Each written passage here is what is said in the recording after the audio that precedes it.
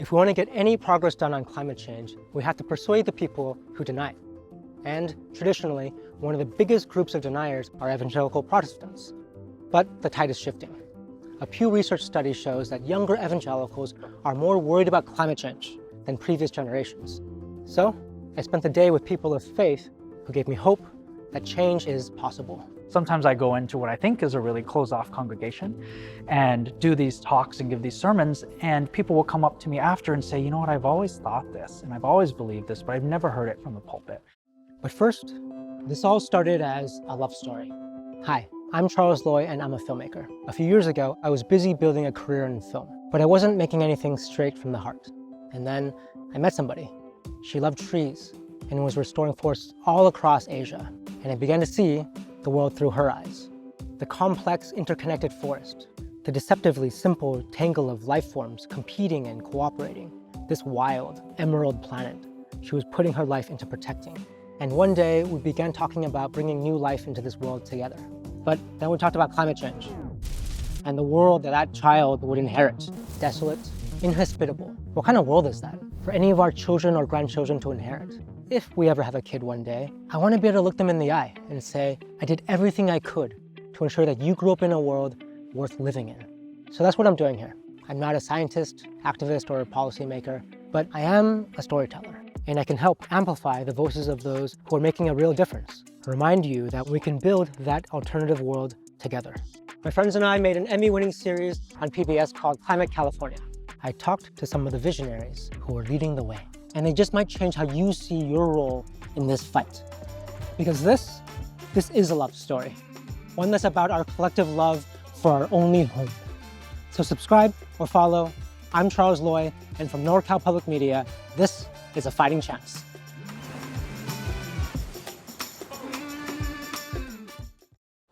A Fighting Chance is a presentation of the Center for Environmental Reporting with financial support from the estate of Claire Etienne.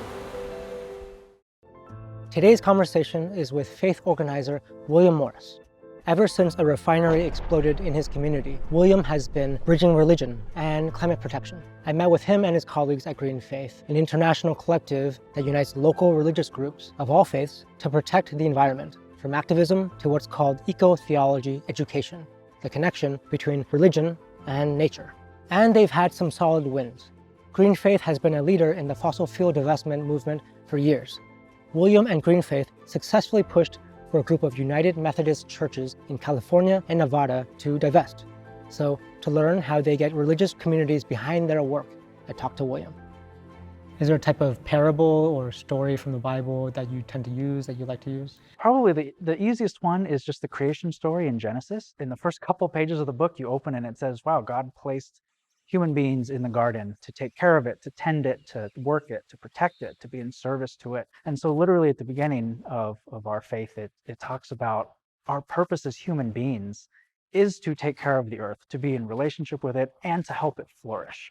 And so I think that really stands out to folks because they've heard that story so many times, right? You've heard Adam and Eve in the garden, and the focus is on the fall. But the premise of that was for us to take care of the earth and that we're entrusted in that way with it. And some of the times the stories are debunking other stories in the Bible. So people will often bring up like, oh, we're supposed to have dominion over the earth. Or, and near the end of the Bible, it says the earth will, be gone and we'll get a new one. So we look at these verses that are often co-opted for use to not care for the earth, to exploit it and be greedy. And so we have to put that back into the context of caring and flourishing. And we take care of the earth, not in spite of our faith, but because of it. I think that's really beautiful. But didn't we get kicked out of Eden? Yeah. For not listening, I think there are boundaries that are set. The earth we're living on has these boundaries. And when we get out of that balance, the earth is going to respond in some way. And so there's another verse I like that's in the book of Habakkuk. And it talks about how if you do something that is wrong, the stones and the wood in your house will cry out against you. The Spirit of God is in the earth, is in the elements of the earth, and is watching the actions we're taking and responds in a certain way. I love that you bring in these other faiths as well. I don't subscribe to a certain religion, but I do think that what you guys are doing is really beautiful and important. That is the case with a lot of folks today, is they consider themselves spiritual but not religious. there is this sense of institutional religion and wanting to have nothing to do with it, especially with Christianity and the way it has presented itself in this country many times, and the beliefs that it's held and the way it's affected politics and things like that, where young folks see that, the fruits of that religion, and don't want anything to do with it. Also, I feel really spiritual doing this work. I feel really spiritual when we're out in the streets protesting. That feels like church to me. I feel really spiritual when we're speaking up against folks who are doing harm to others and harming the earth. I think it feels like more of a sense of purpose, oftentimes taking these beliefs outside the walls of a church or a house of worship than just sticking and spending all of my time inside of one.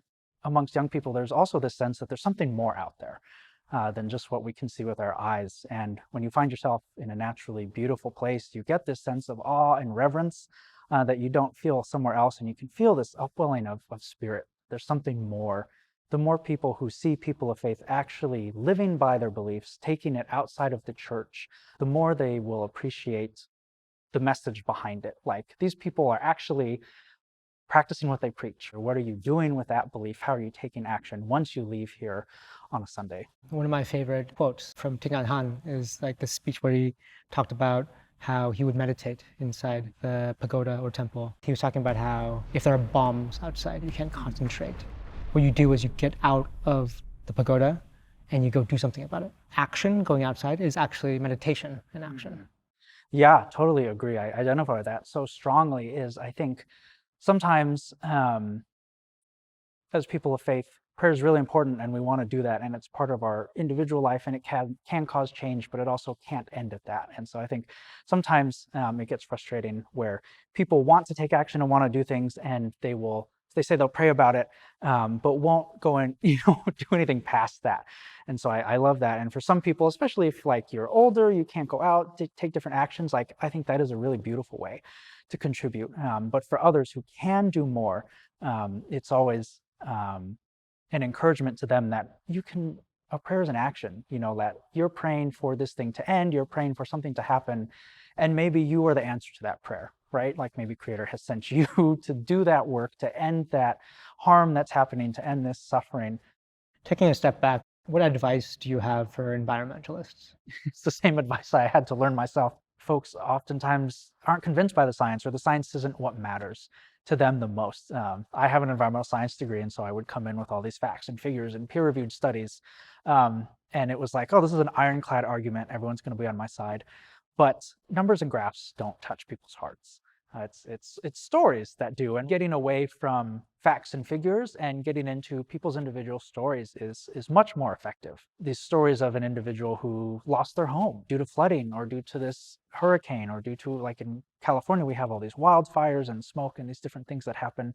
These personal stories of real people who've been affected by some of the symptoms of a changing climate, because people can identify with other people, but they can't identify with numbers and graphs. As long as there's folks on both these ends who are working the science and the faith and the story side, I think we have a real good chance of affecting a lot of change. Yeah, and it just makes me think, like, what if like the Bible had like scatter plots and like graphs, like Noah's Ark? It's like, okay, this number of animals died. And this much rainfall on this many days. Yeah, I think it's a much less compelling story versus the ones we have now. And like, those are things that I remember growing up as a kid. We were taught so many stories in the Bible. And I think the point of those stories isn't how true they are or how exact they are. Is it like word for word what it says? But I think the point is, what is this trying to teach? This is a story about not being greedy. This is a story about sharing with others. This is a story about being selfless, or a story about being courageous, and how that affected people in their own time, in their own context. And so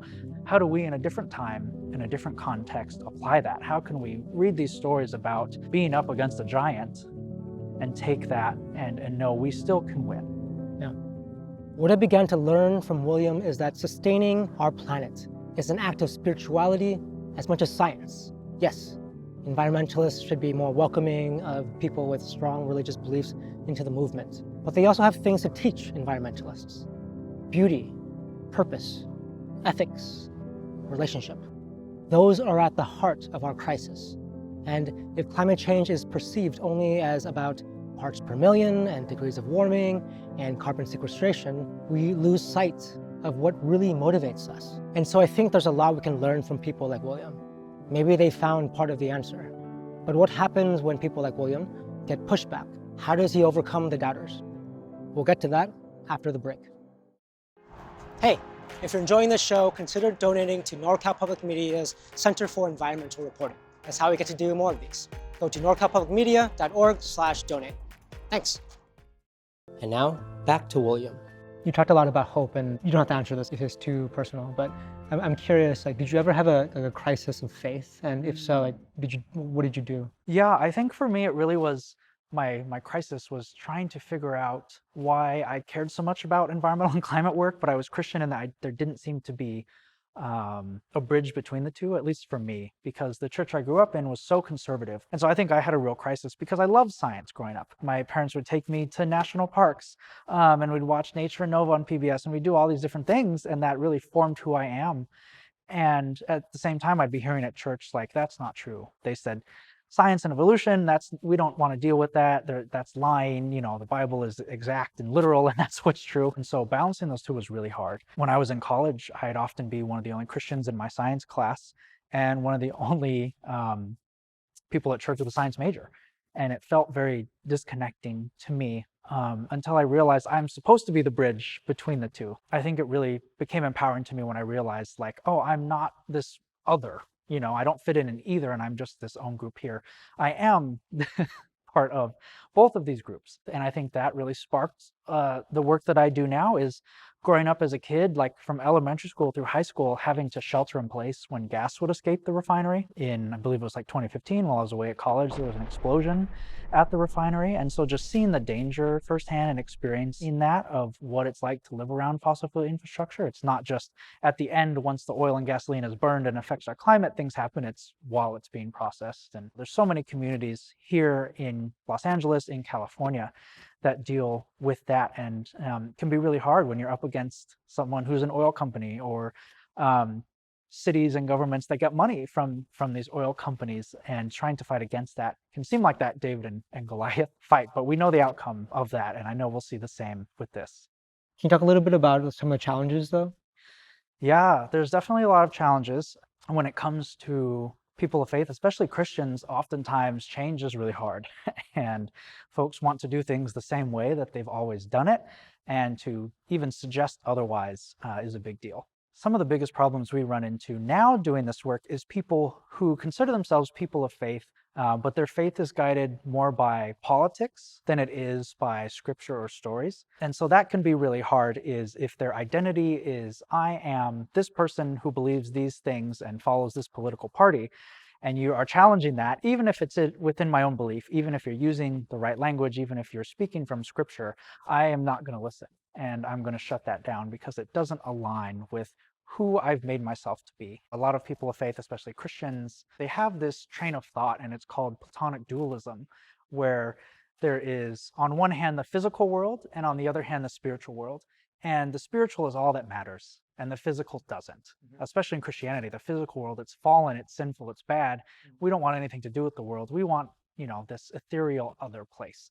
And so that comes into play with the actions we take and the life we live. If we think this place doesn't matter, that's how we treat it. We treat it like it doesn't matter, that it can be exploited, that we don't have to help out, because we're going to end up in this other place that is wonderful. And oftentimes that's used as an excuse to not take action. And it's often used as an excuse to not help people. And I think that's really problematic, and it especially is only helping like oppressors and those in power and those who are causing these conditions in the first place and causing people to not have enough. And so that oftentimes has been Christianity in the United States, has been chaplain to this empire that is exploitive to people and place people of faith who want to see a difference happen. They want climate justice, they want environmental justice, social justice, all these things. I think that we have to be really loud about it, because I know most people see the other side of faith being weaponized for policies that are really narrow and hurt people and take away rights. And so we have to be just as loud as them and to say, that's not what this is about. Yeah. How do you draw the line between talking to people who might be interested in talking to you and like sharing with you, and people who definitely don't want to hear it? I always have to think back too. There's this Yale chart that shows the 6 Americas of climate, and it talks about how there are people who are alarmed, cautious, disengaged, unsure, and then the folks who are completely in denial are only like 1 out of 10. It's really low. And so I think that's contextual as well. Every congregation is going to be different, where sometimes I go into what I think is a really closed off congregation and do these talks and give these sermons, and people will come up to me after and say, you know what, I've always thought this and I've always believed this, but I've never heard it from the pulpit. Like, what can I do? Or young people who, I really care about this, but I've never met anyone who is Christian and also does environmental or climate work. I didn't know what to do. I thought they were two separate things. And so I think those are really gratifying moments of, on the outside, it may seem like one thing, but the people who make up that congregation are not all the same. And maybe there's some really loud people, and maybe the pastor is really loud, but the folks who make it up are not. And other times that's not the case, and everyone is kind of the same mind. And one of the verses in the Bible talks about, like, if you're not wanted somewhere, you can shake the dust off your feet and keep going. And so that's how I think of. Yeah, you tried, move on to the next place. It's so interesting because especially young people trying to change their congregations in these churches and these houses of worship, they were taught to love each other. They were taught to love God and the place we live and to make sure others aren't suffering. But when they tried to act it out in that way, they were shut down. And so it feels like a betrayal almost of this place that you loved and you spend so much time with doesn't want you to live out your faith in that way. And so it's heartbreaking. And then they have to go outside of the walls of the church to find it. And they end up in their own sorts of communities that I really would argue are so spiritual. You have these collective beliefs that you share and you're taking action on them. And I think it's really wonderful. Young people, they have a really good sense for what they want to put up with and what they don't, and where change can happen and where it can't. And so they're going to go somewhere that they're wanted. And so I think for congregations that are struggling as well, they're wondering, how do we get young people back into our pews, into our church? And I think this is one of those answers, is you have to care about what young people care about and show that you're actually doing something. Is there good fruit coming from your beliefs, or is there not? If the only thing coming from your beliefs is you all gather on a Sunday in a room but don't do anything outside of that, that's a really hard sell for young people. I mean, what you said makes me think about like the word solution, right? It has a double meaning, right? Solution can also be like a liquid that you use to dissolve something, and different solutions work in different places.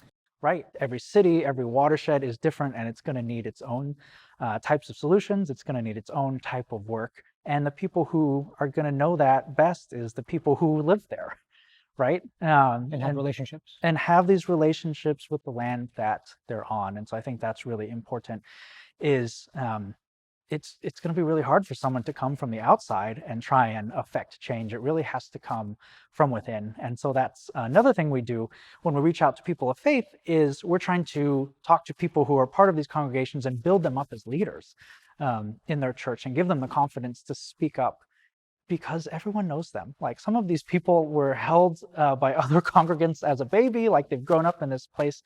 They're a trusted messenger.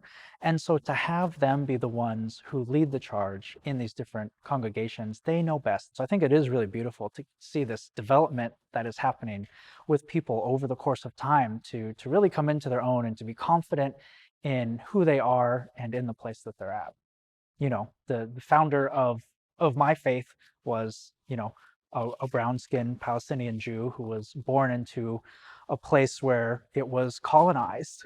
Like, his people were colonized, and our faith came out of that, is pushing back against these people who are treating others badly, who have set up these systems that harm. And what can you do in your life, in your friends and family's lives, the people you're affecting, the place you're living in, that push back against that really systemic evil that's happening? And so I think I see that a lot nowadays in the fossil fuel industry. It feels like this giant system that is impossible. It's impossible to go up against, but I think that's where the faith and spirit part really comes in, is we have this belief that there's hope no matter what, no matter how impossible it seems, no matter what might be realistic, is that there is this sense of spirit within us and the earth that we're on that pushes us to do more, to be able to go further. Here in Los Angeles, different frontline communities and coalitions coming together to get oil drilling phased out in Los Angeles, to get buffer zones put in around drill sites. Like, there are these really incredible wins of just everyday regular people coming together, saying, I've had enough. I don't want to be treated this way. I don't want to be poisoned anymore. I see what my neighbor's going through. I don't want them to have to go through that. And they come together and they win. And it's so exciting and hopeful for me that this is the way the momentum is going. Like, this change is not just possible, it's inevitable. William's kind of church door to church door green evangelism produces results. In 2020, Green Faith was part of a global coalition that got dozens of faith institutions, Catholic, Protestant, Buddhist, with portfolios worth over $1 billion to divest from fossil fuels. As William and his friends rack up wins, not just divesting, but also pushing for oil setbacks in California, to installing solar on church rooftops, they are showing us what's possible. And so we ended the day by joining William in a prayer circle. We're made out of atoms, right? The same atoms that make up these trees and, stardusts far, far away. Well, I guess we don't really talk about this too much, but the cross is a tree. It was a,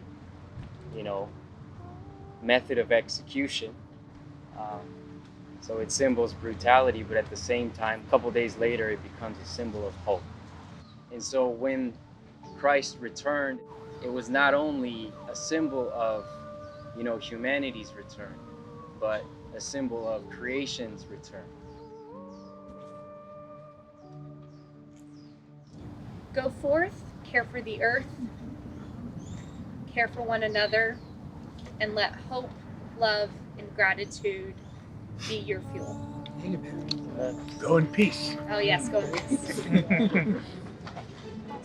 Yay. Yay, Earth. Yeah. Yay, Earth.